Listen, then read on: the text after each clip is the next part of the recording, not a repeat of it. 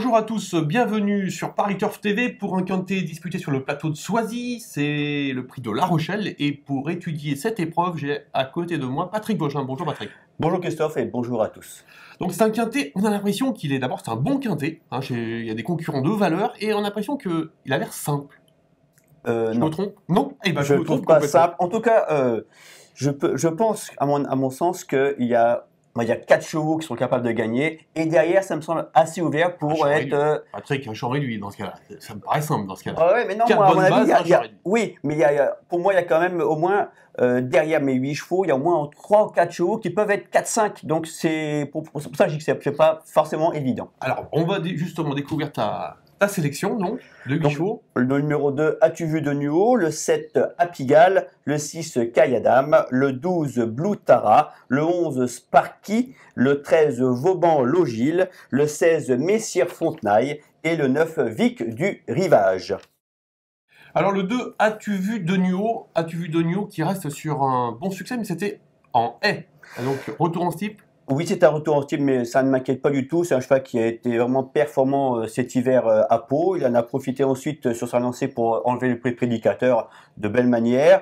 C'est un cheval aussi qui a déjà réussi en steeple et l'année dernière, il avait gagné sur ce même parcours en battant Amirande. Amirande qui, vous le savez, a gagné le prix Luther 3. Donc c'est quand même une base logique et solide. Elle est d'une constance remarquable. Ouais, pour moi, c'était vraiment la base de la course. Même si pour gagner, eh bien, c'est pas forcément un penalty. En deuxième position, tu as passé le 7 Apigal. Apigal, pareil, reste sur un succès, mais en haie. Ouais, ce cheval-là, Richard Chottard a vraiment fait de l'excellent travail.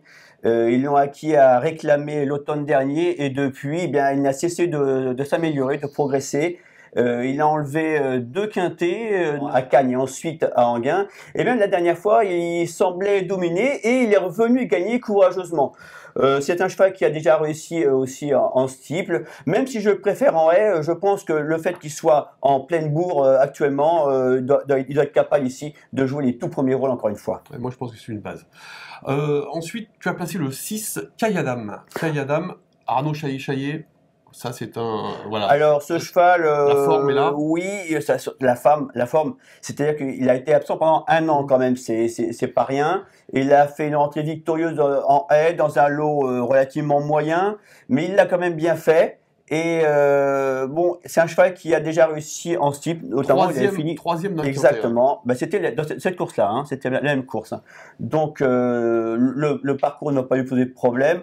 Moi, simplement, ce qui me préoccupe un petit peu, c'est le fait que ce soit la fameuse deuxième course après une longue absence. Même si cet adage ne se vérifie pas à chaque fois. Surtout pas avec Arnaud Chaillet. Oui, mais bon, ce qui est l'avantage, c'est qu'il a quand même eu le temps de récupérer depuis. Je pense qu'il sera dans le coup sans aucun problème.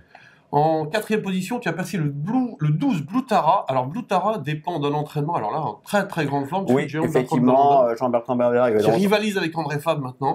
Hein. Oui, effectivement, elle est vraiment en pleine forme. Bah, Blue Tara, elle alterne les haies et le steeple avec bonheur. Elle a fini 12e ou 3e du deuxième du prix Pumat en début de saison. Et puis après, elle a vraiment échoué de peu dans le prix Lanouba sur ce parcours en steeple. Donc, face à Miss Dixie, qui est quand même une certaine référence. Elle a peu d'expérience, mais elle a de la qualité. Sa place est, à mon sens, à l'arrivée. Donc, on va ensuite parler d'un outsider. Je crois que tu l'as placé en dernière position de ta sélection, en 8e. Et on va écouter, alors c'est le 9, Vic du Rivage, et on va écouter Jacques Bigot, qui nous dit des choses très intéressantes au micro de Gilles Pommade. C'est un cheval qui a de la classe, quand même. Il a une grande action. Et là, pour lui, quand il est bien placé en fin de parcours, il a un bon changement de vitesse. Ça c'est irrémédiable. Ça, à chaque fois, toutes ses courses, il revient finir toujours sur les autres. La mère avait ce changement de vitesse-là. Donc, il tient ça de sa mère. Maintenant là, c'est handicap. J'espère qu'il va pas... C'est surtout une histoire de parcours aussi. Hein. On va être nombreux. Quand on est nombreux, tout le monde cherche sa place. Le train est beaucoup plus sélectif. Donc voilà, et puis c'est son premier handicap. Voilà. Maintenant, il a quand même, je pense qu'il est quand même assez dur maintenant. Il a quand même quelques parcours dans les jambes quand même. Mais bon, c'est quand même le point d'interrogation. Hein. Alors on vient d'écouter Jacques Bigot. Qu'est-ce que toi tu en penses, toi?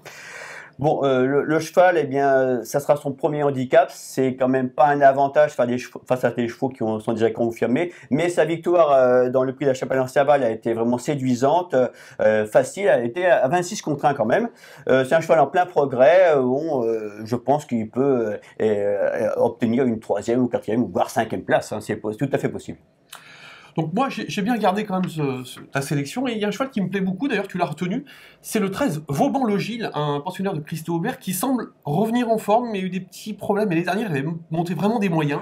Oui, alors sa rentrée m'a vraiment fortement déçu, c'était en haie, mais je pense qu'il nous a quand même rassuré la dernière fois dans la course référence pour certains chevaux, c'était le prix Beauté de Cour, il finissait 5e, c'était quand même bien mieux par rapport à sa rentrée. Son entraîneur, eh bien, il est quand même, il préfère Enghien par rapport à Auteuil parce que les pistes sont moins profondes, moins pénibles, donc voilà, ça va l'avantager. Et puis le temps évolue quand même le temps évolue bien. Là, quand même. Oui, vraiment, je pense que la piste va vraiment bien s'assécher. C'est je pense, une bonne possibilité pour être dans les 4-5 quoi. Écoute, je crois qu'on a fait le tour de la question, et puis on va se retrouver donc mercredi, ça sera au trot, ça sera à Lyon-Paris, ça sera le Grand National du trot. Voilà, en attendant, bonne chance à tous. Merci, au revoir.